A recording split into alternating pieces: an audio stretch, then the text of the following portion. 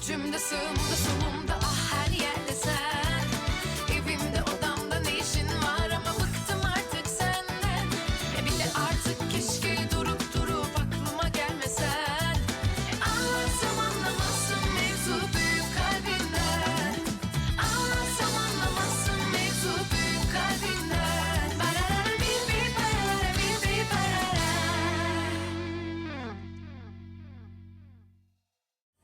Nagulat na lang ako kung paano sila nagbago nung na-inlove sila sa isa't isa. Dito masaya silang magkasama. Minsan umiiyak, madalas nag-aaway. Bagay sila. Ha? Teka, sino pinag-uusapan niyo? Give it to me. Ang kaibigan ko.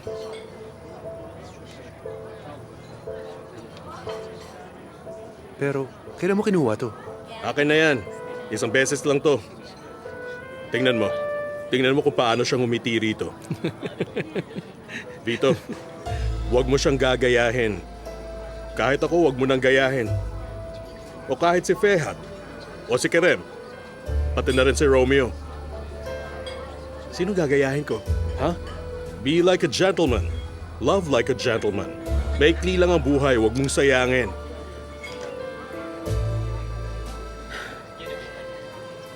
Makinig ka. Alamin mo ang halaga ng oras. Pati na rin ang halaga ng taong mahal mo. Palaging may mawawala at hindi na maibabalik. Darating ang oras mawawalan kayo ng pake. Parang kami ni Ifer. Kami ni Ifer, ayaw nang pakinggan ng isa't isa. Ayoko na nga umuwi sa amin. Pero kahit ganun ang sitwasyon, 2 years pa rin kaming kasal. Why? Why? Ang totoo, hindi ko rin talaga alam ang sagot. Akala mo okay lang ang lahat. Pero kapag basag na ang baso, tatapon lang lagi ang tubig sa loob nito. Ganun kasimple ang mga relasyon. Excuse me, can we have 3 cups of coffee? Make them doubles, please. Thank you. That's enough. Let's stop at that. Nahihirapan na kami makinig sa mga pinagsasabi mo, Vedad. Let's just enjoy our coffee. Then we can all happily go home. Pwede? Pupunta na ako ng restroom. Tapos uwi na tayo. Namamanhid na ang mga binti ko. Ako nga, buong katawan eh. Magbahatid tayo kay Demir. Okay pa naman siya. Ibang klase talaga si Demir Erendil. Kanina ka pa dadaan ng dada, pare. Para kayong mga babae mag-usap. Anong sinabi mo? Teka lang, Vito. Calm down. Ayos lang ako. Ayos lang. Pasensya na kayo sa akin. Ayokong gumawa ng gulo. Buong gabi kaming nakikinig paano ka iniwan ng asawa mo. Nanggugulo ba kami?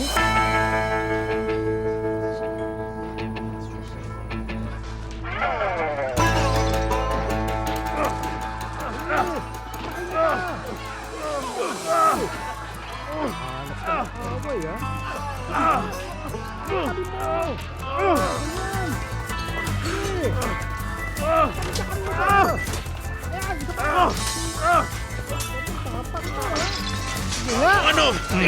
Makita mo ang hinahanap mo. Matapang ka, di ba? Demir!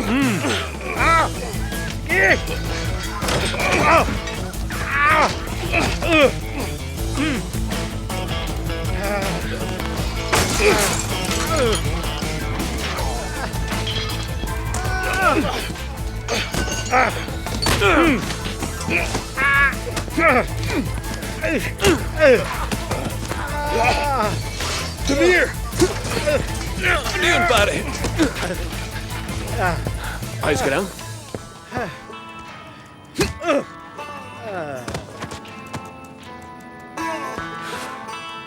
Hoy, Vedad. Ano sinabi ko kanina? Ha? Di ba sabi ko umuwi na tayo? Tignan mo.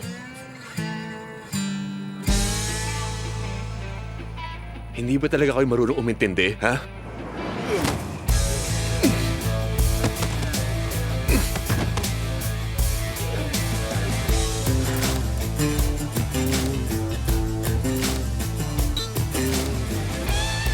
Ang kulit niyo eh.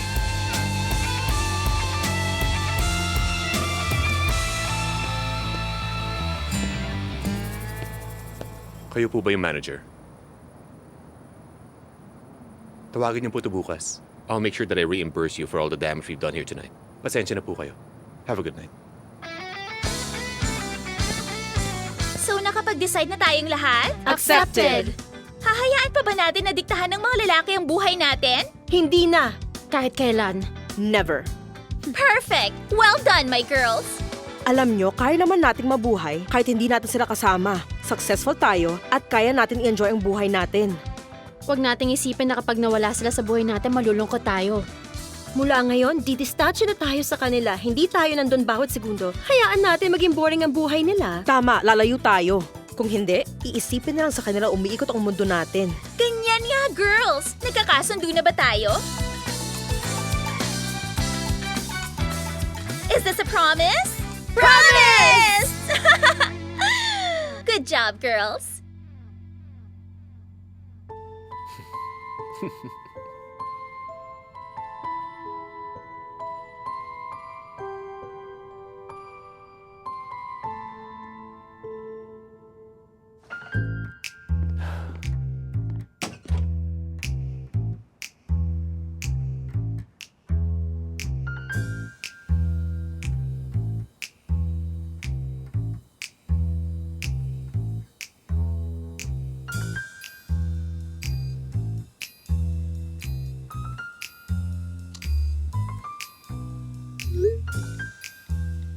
Natutulog ka na ba?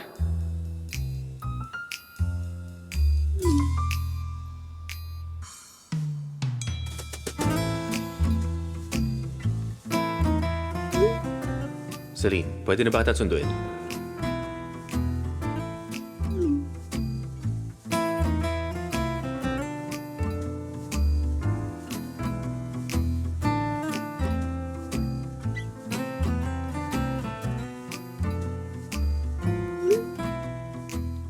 Sure, Demir.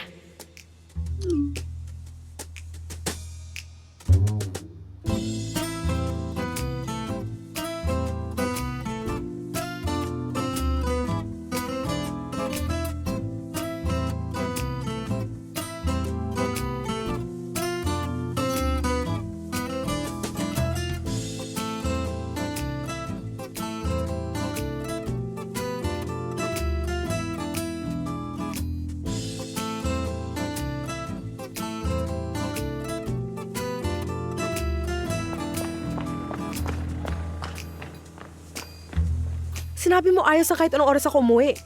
Oo nga. May malaki akong problema ngayon, alam mo ba? Bakit? Nakipagkita ako sa dapat hindi ko makita. Sino naman? E di syempre ikaw. I don't get it. May usapan kasi kami na layuan muna kayong mga lalaki. Pero hindi ko matiis. Anong ibig sabihin nun? Usapan namin ng girls yun. We decided to distance ourselves from the people we had feelings for. Pero, hindi ko nagawa. So gusto mo magkaroon ng distansya sa pagitan natin? Ganun ba? Hindi pwede, Celine. Because if you put any more distance between us, then our relationship will turn into a diplomatic relation between overseas countries. What does that mean? It doesn't mean anything. Come here. Bakit mo naman kasi gagawin yun? Halika na nga.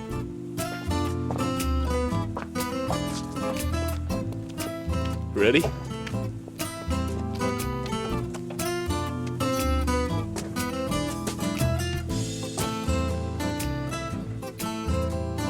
Time to go home. Namiss mo ba ako? Tinatanong pa ba yan?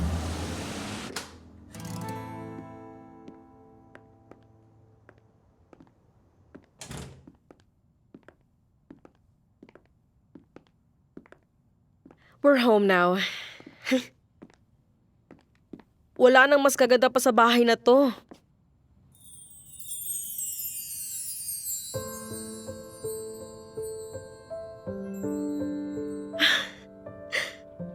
Demir?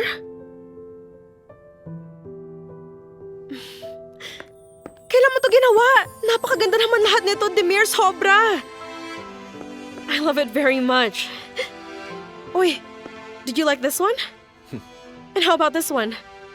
I love everything. Ayos lang ba sa'yo ang pwesto? Pwede nating i-adjust kung... No, we won't change anything. It's so perfect. Demir, thank you talaga. Ang ganda nito.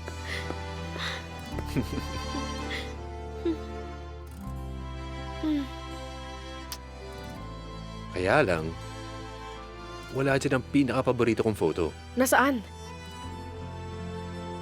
Nasa kwarto mo. Tara na. Bilis! Celine! Celine! Nasaan, ha? Celine, huwag ka nga Saan mo tumakbo. ba nilagay yun? Hanapin mo lang. Saan? Nasaan yung picture? Ha? Eto.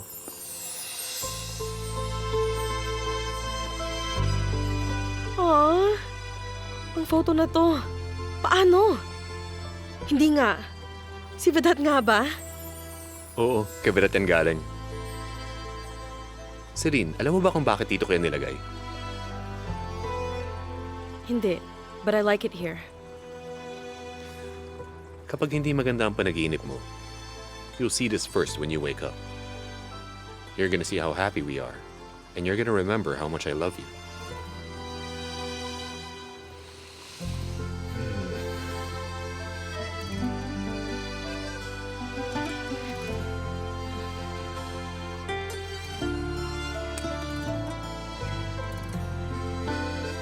Have a good night. Good night.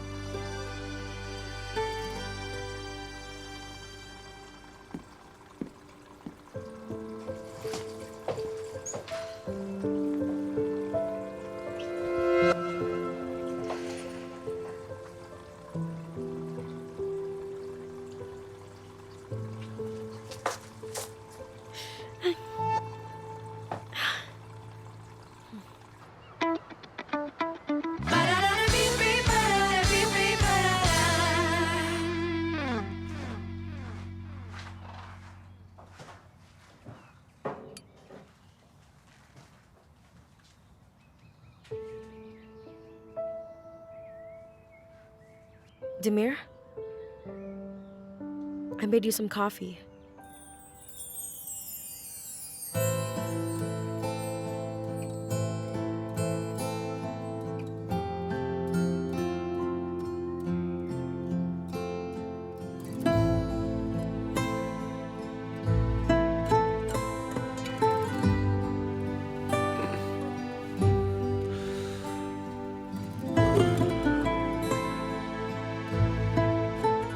Celine?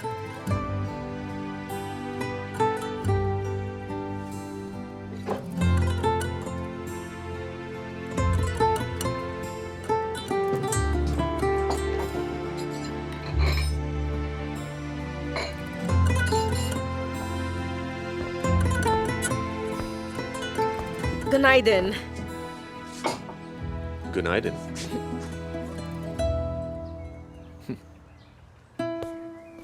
Ano nangyari? Nagulat ka ba nung una ako nagising kaysa sayo? Oo, nasurpresa nga ako. Tell me something. Were you whispering in my ear when you brought me coffee earlier? Oo. Pero, paano ka nakakaalis ng ganun kabilis? Alam mo, Demir, meron akong sikretong superpower. Seryoso ang tanong ko.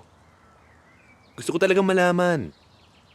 Nag-take ka ba ng lessons kay Master Muharrem para layon ako? Ganun ba yon? Nagpunta ako para bigyan ka ng kape. Hinintay kita magising. Pagkatapos nun, inilagay ko ang kape sa table. Tsaka ako tahimik na lumabas. Para magmukhang kakagising mo lang kahit hindi. Okay. Come on. Sit down. Bakit? Ano na naman ba? Lumalayo ba ako sa'yo, ha? Sige na, halika na. Tara, kumain na tayo ng breakfast. Ang ganda ng pagkakahiwa mo sa kamatis, ah. Patikim mo nga ako ng isa. Mukhang masarap ang luto mo. Umuwi muna ako. See you in the morning. Kisses, Celine. Hindi ba nagkasundo tayo na lalayuan muna sila? Ganun na nga. Hindi ko maintindihan kung bakit hindi niya kayang layuan si Demir kahit isang gabi lang. Pumayag naman si Celine kagabi. Nalalayuan na muna natin ang mga lalaki at didistansya tayo, pero 1 oras pa lang ang nakakalipas, nakita agad sila ni Demir. Hay, ganun kasi talaga kapag nagmamahalan kayo.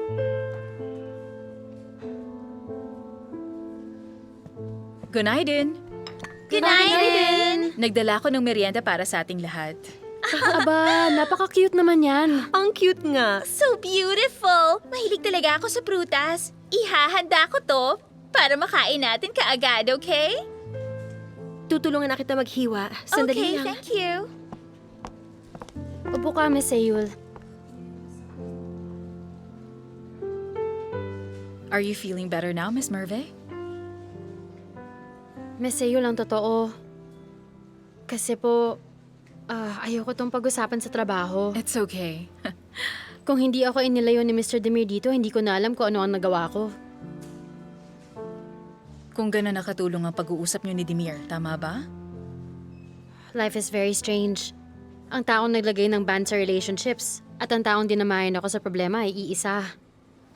Ang totoo, hindi ko ina-expect na maiintindihan niya. Hindi mahirap makarelate sa pinagdadaanan mo. In the end, lahat tayo nasasaktan.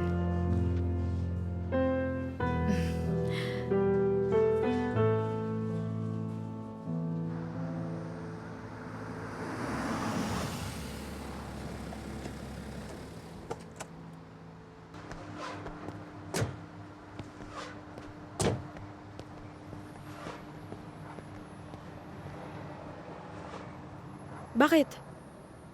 Hindi na tayo nakapag-usap kagabi. Nauna kayong magkita-kita ng mga babae. Pwede na ba natin ito pag-usapan mamaya? Hindi ko alam kung anong mararamdaman ko pag pinag-usapan natin. What do you mean? You exaggerated your actions. And when you do, I exaggerate it in my head. Kung hindi ka nagplano ngayon, o bukas, mas madali siguro sa akin ang lahat. Celine, can you calm down? Okay, I get it. Wala naman tayong problema. Oo, pero... Alam mo kung bakit? It's because you and I love each other. Wala na mas importante pa dun.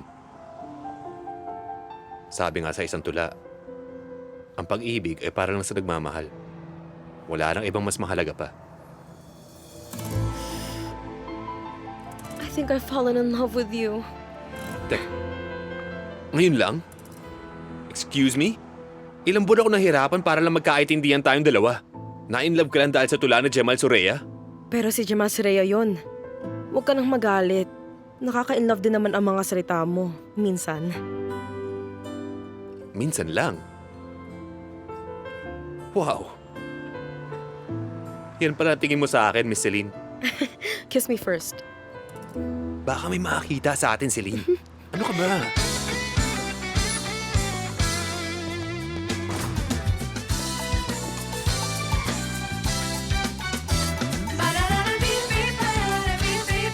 Paano ba kasi yun? Demir, Good night, Miss Ayul. tumawag ang management. Gusto nila makipag-meeting. Ngayon na? They're waiting. Okay. Miss Ida, Yes, Mr. Demir? anong oras yung client meeting natin ngayong araw? In an hour po. Mauna ka na dun sa meeting. Kapag hindi ako umabot, you can handle it yourself. Kabisado mo naman yung project. Do you agree? Of course, sir. Pero paano kung hanapin ka nila? Then tell them I'm in a meeting with management. Tawagan ko na lang sila mamaya. Okay, sir. Eyul, isa ka sa mga leader kaya kasama ka rin sa meeting.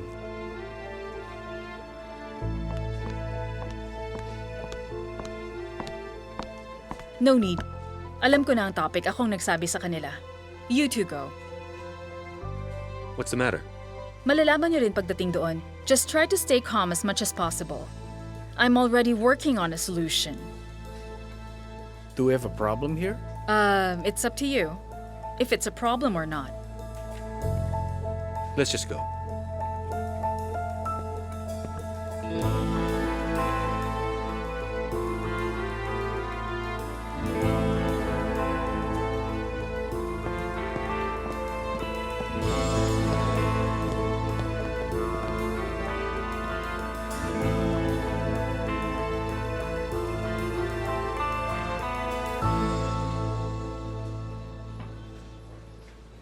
Naku, lagot. Girls, pupunta na ako sa meeting. Good luck sa work. Ikaw rin.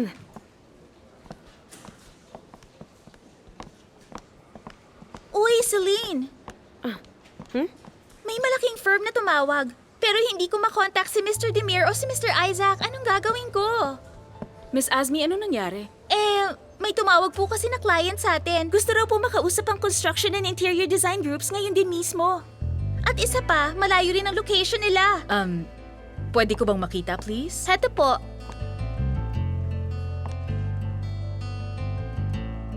Hello? This is Ayo Gundazelli.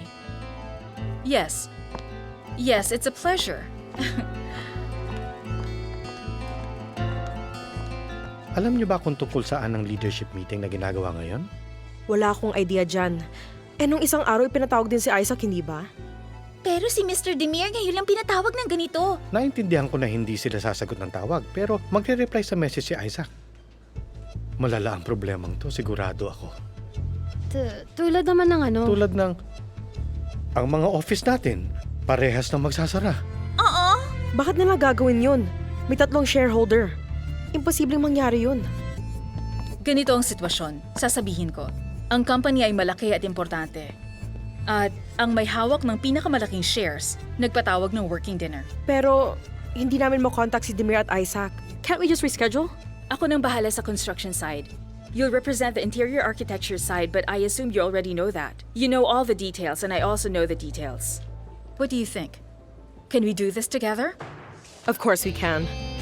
Good to know. Miss Azmi, sabihin mo na lang ang detalye kay Demir at Isaac pagbalik nila.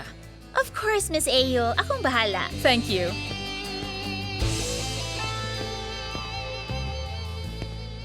Isa tong bangungot itong nangyayari.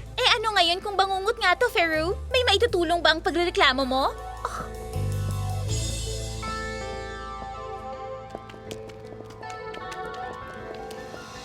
Demir, huwag kang bumalik sa Artemin, magalit ka. Maupo muna tayo at mag-usap. That's a waste of time. Let's talk in the office. Gusto ko na kasi malaman kung bakit di sa atin sinabi ni Eyul ang desisyon ng board. Huwag nating idamay si Eyul dito.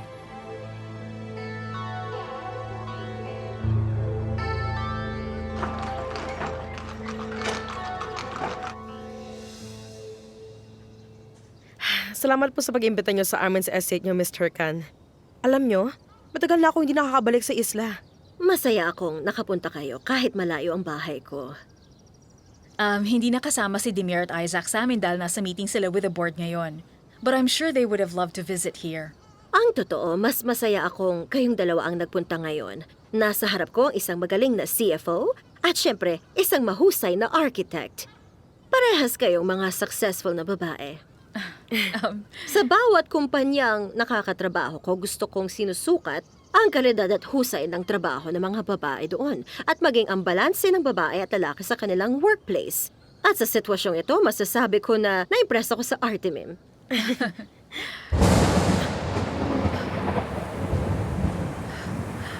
Ay, naku, tignan niyo. Mukhang malakas ang ulan na to. Sa loob na tayo magkwentuhan. Sumunod kayo sa akin.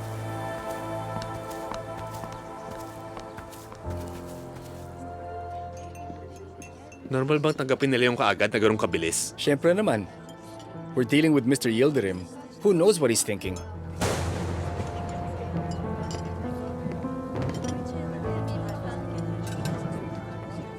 Hindi magandang panahon. Malala ang traffic jam kapag umuulan. I'm gonna cancel work today. Hindi tayo pwede pumayag. Kung makikipagkita si Mr. Yildirim sa akin, wala na tayong problema. Pero ayaw nila maniwala sa akin. Demir, tumigil ka nga. Huwag mo nang ipilit. Kilala mo naman si Lara, hindi ba? Ewan ko kung ano naman ang sinabi niya sa tatay niya. Alam ni Mr. Yildirim kung ano ang makakasama sa kumpanya. Anong pwede niya sabihin para mabankrupt tayo? Ginawa ng babae yun ang lahat para makaganti sa'yo. Walang may alam ng ginawa niya matapos mo siyang iwan. Paano mo nalaman to? Tell me. Nagkita kami ni Alara, oo. Ilang araw ko rin tinis makinig sa mga reklamo niya tungkol sa'yo. Hindi mo lang alam ang hirap na pinagdaanan ko sa kanya. May sinabi ka sa kanya? Don't be stupid. Galit ka ngayon, alam ko. Galit din ako. Hindi lang ikaw ang apektado rito. Pati ako damay na rin. Siguradong pati ako bankrupt na. Ano bang nagawa mo para sa kumpanya? Sinungaling ka, manloloko, mula sa empleyado hanggang sa clients mo. You're a liar. Said the man who made all the mistakes because of love. Hindi ikaw ang sinisisi ko. Sabi ni Eyul, kumalma lang tayo, di ba? Ang sabi niya meron siyang solusyon. Maganda sana kung sinabi niya sa atin yun. Mas prepared sana tayo ngayon. Tawagan mo siya at alamin mo kung anong plano niya.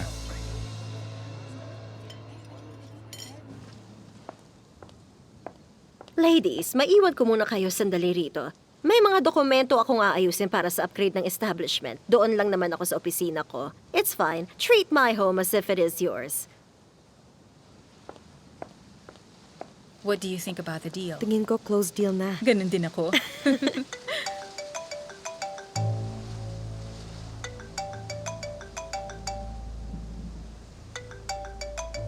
Yes, Demir? Tapos na ba kayo sa meeting? Kanina pa. Magkasama pa kami ni Isaac. I-on mo ang speaker. Sandali lang.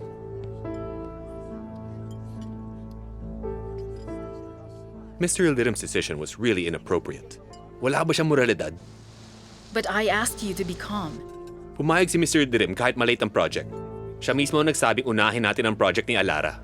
Pagkatapos ngayon, gusto niya tayo pagbayaran ng compensation kahit kasalanan niya yun?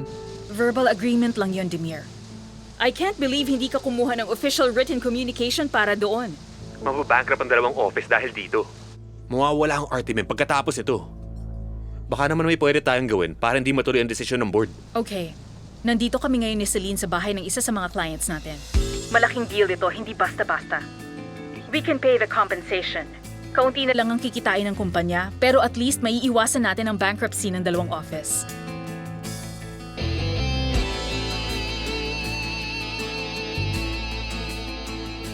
Demir?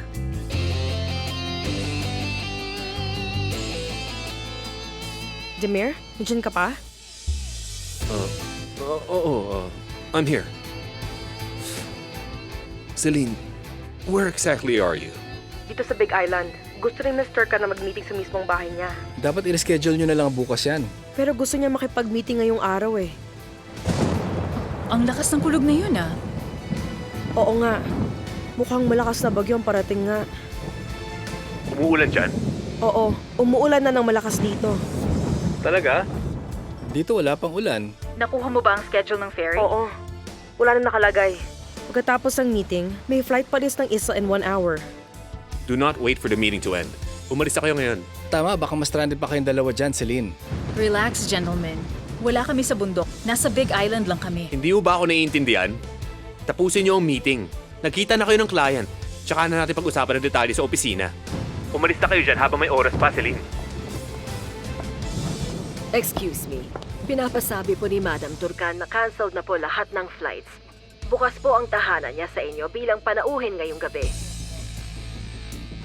Hindi rin naalis ang mga yate? Hindi rin po. Mataas po ang signal warning. Salamat sa info. It's my pleasure, ma'am. Sa tingin ko, hindi tayo makakaalis dito. We're having a party tonight, Celine. What else can we do? Let's just talk all night. Gentlemen, don't worry about us.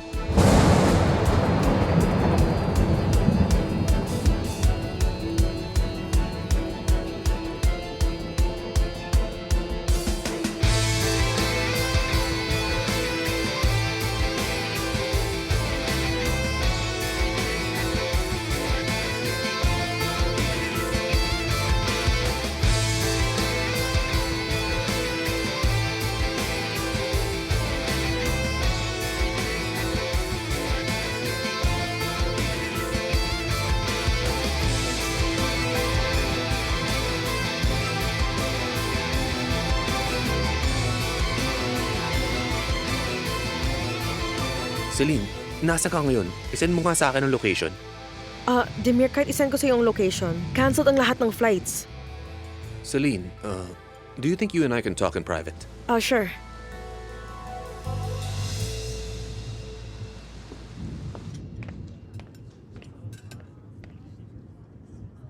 Yes, Demir? Celine, listen. Ayoko magstay ka dyan ngayong gabi. Susunduin na lang kita. Paano mo naman gagawin yon? Bumabagyo ngayon, walang biyahe. Look, I'm gonna find a way. Just send me your location, okay? Ano naman gagawin mo, Demir? Mamamangka ka? Lilipad ka ba gamit ang helicopter? Seryoso ka ba? Gusto mo talaga akong sunduin dito? Ako nang bahala doon. Huwag mo nang isipin. Basta, pupuntahan kita kahit anong mangyari. Hi, Demir. Papagurin mo lang ang sarili mo para sa wala. Huwag mo na akong pag-alalahanin. At saka isang gabi lang naman to. Mabait na babae si Mr. Khan.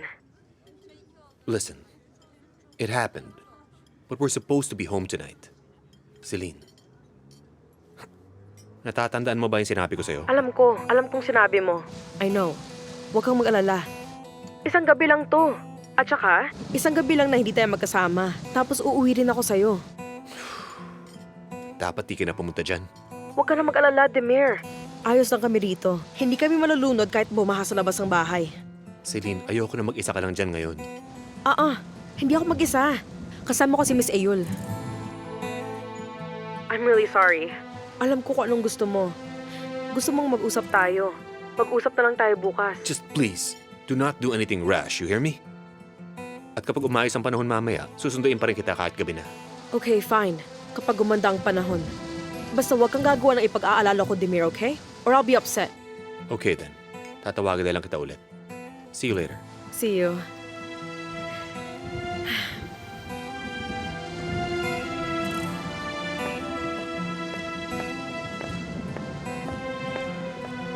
Here's your phone. Pasensya ka na, ha?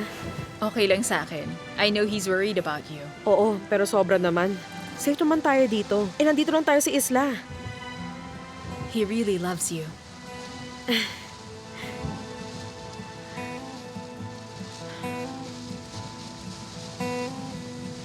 Bakit naman nila gagawin yun? Hindi ko maintindihan. Hindi ba weird yun? Pwede tayo mag-meeting sa Artimen bukas. Hindi naman mabubuo ang project nila sa isang gabi lang. Bakit kasi sila pa ang pumunta dun? Kakaiba naman yata ang client na yun.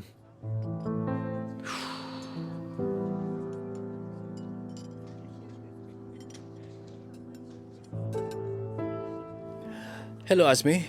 Saan nagpunta si Celine at Ayul kanina? Pwede mo bang isend sa akin yung location? Thank you.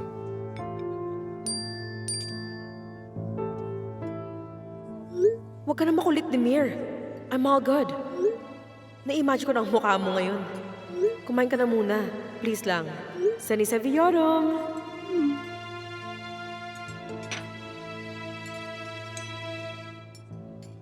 Alam ko na location. Send ko sa'yo. Okay, send it.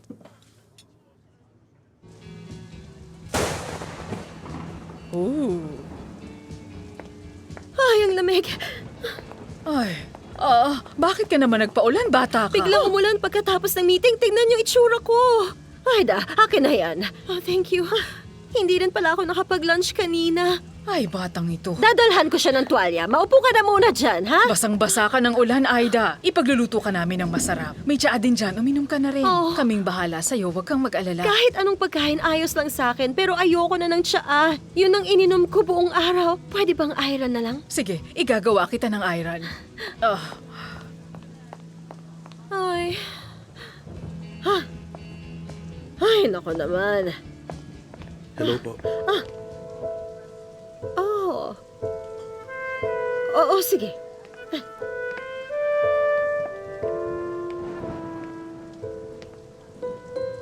Ay, thank you talaga, Miss Layla. Kung maaga lang ako ng 5 minutes, hindi sana ako mababasa sa ulan. Paglabas ko, ayaw tumigil ng mga taxi sa harap ko. Grabe sila mamili ng pasahero. Hindi ako nag-ayos para lang mabasa ng ulan. Bakit pa kasi nangyari to sa akin ngayon? Nagkaroon pa kami ng away ni Vito. Naggalit talaga ako sa kanya. Masama tuloy ang gising ko kanina dahil din sa kanya. Sinira talaga ng lalaking yun ng lahat. Sabi niya, magkaibigan lang sila. Hay, isipin ko lang ang nangyari, nanginginig na ako sa galit. Look!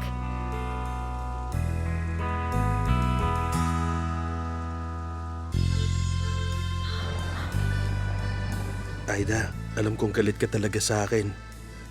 Pero pwede ba akong magpaliwanag?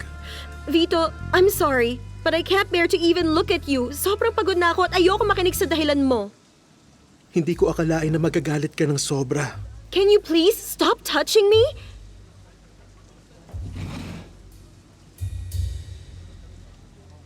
Anong nangyari sa'yo? Na-aksidente ka ba kanina? Hindi yun aksidente. Anong nangyari? Bakit nagiganito ang mukha mo? Nalaglag ka ba? May bali ka ba sa katawan? No, I'm fine. Huwag kang mag-alala. Okay ka lang talaga?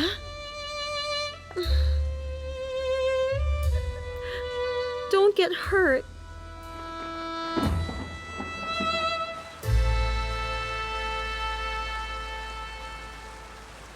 May atelier ang client natin. At ganoon din sa mga restaurant nila. Mukhang gusto nilang i-update yun. Tapos na ang season. At matagal pa ang susunod na season dito. Hindi ko makita kung bakit urgent ang project. Pwede naman mag-meeting bukas. Kapag na-close deal na natin ang client, makakuha tayo ng compensation para kay Mr. Yildirim. Makakabayad tayo kahit papaano. Kahit ang kliyente na ibinalik ni Ale sa atin. Baka hindi maging sapat. Hindi natin alam ang budget ng business niya, Isaac. Baka mamaya it's not worth it. Come in!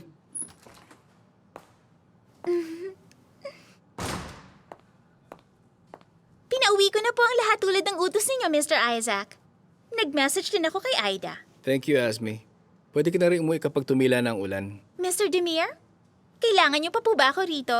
No thanks. That's all, Miss Asmi. I'll go ahead.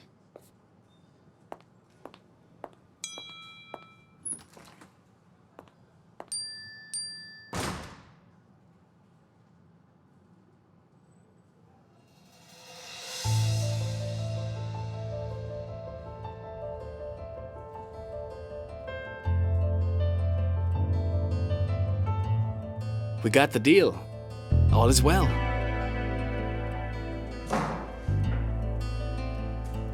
Masyado pa maaga. Totoo. Magkasama ba sila matutulog? Mahaba ba ang kwentuhan nilang dalawa?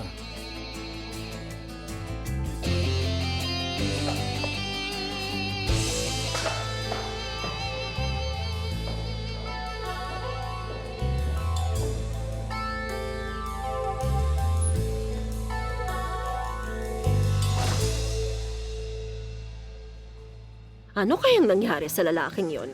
Well, kung ano man ang nangyari, mukhang nagkaayos na sila. Oo, sa tingin ko hindi pa. Leila, hindi mo ba makita ang nangyayari sa harap mo? Hindi nga sila magkasundo. Mukha lang silang ayos sa ngayon, pero parang hindi rin magtatagal. Tama ka. Handa ka na bang makinig sa akin? You're putting me in a difficult situation, you know? I can't even get mad at you because of your face. Sino bang gumawa sa'yo nito? May kaaway ka ba? Magbabati na ba tayo kapag sinabi ko?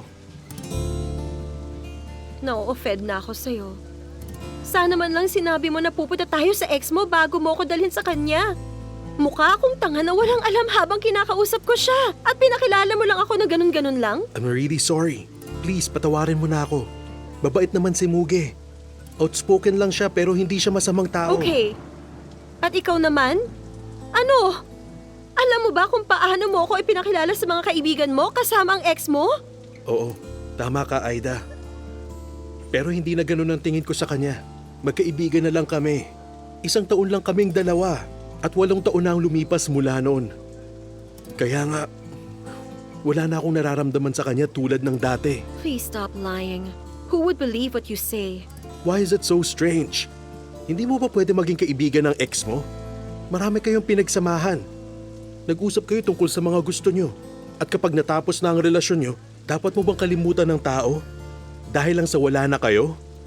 Pwede ba huwag mo akong tignan na parang tama ang sinasabi mo? Bakit hindi tayo mag-set up ng date kasama ng ex ko?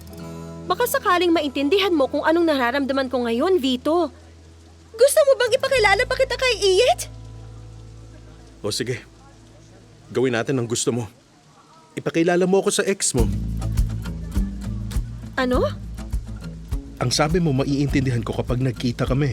Gusto kong makilala si Mr. Iyit. Curious lang ako.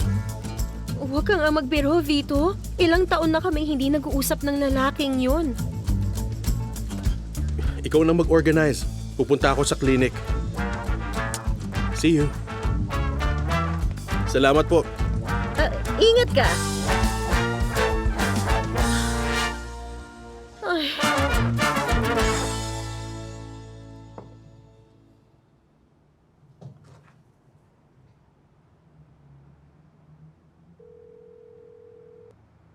Hello? Hoy, Aida. Tapos na ba ang meeting? Nasaan ka? Oh yes, tapos na pero lakas ng ulan kanina, Merve. Nag-text si Asmi na huwag na akong bumalik sa office. Umuwi nga kami na maaga. Nasa bahay na ako. Anong oras ka uuwi? Ang daming tao rito sa Happy Pie. Kakakain ko lang rin. Baka dito muna ako. Baka late na rin ako makauwi.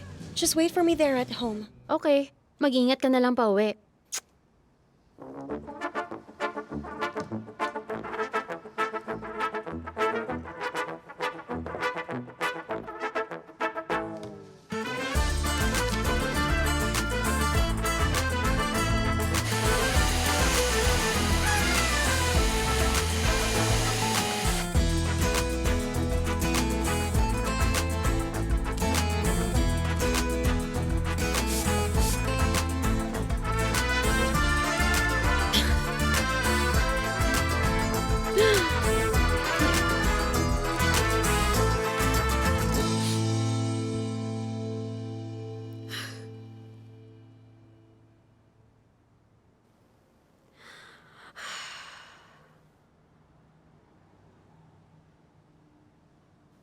Bora?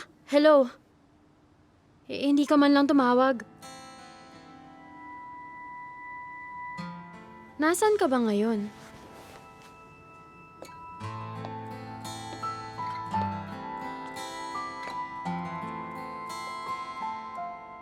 Anong meeting sa abogado? Anong klaseng lawyer?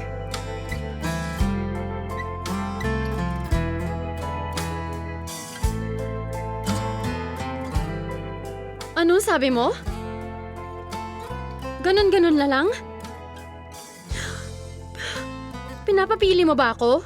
Yung hindi makikipag-divorce ka? Matapos ang lahat ng pinagsamahan natin?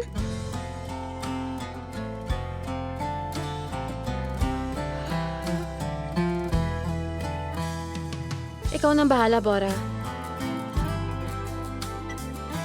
Buhay mo yan. Mukhang hindi na ako pwedeng maging parte ng buhay mo.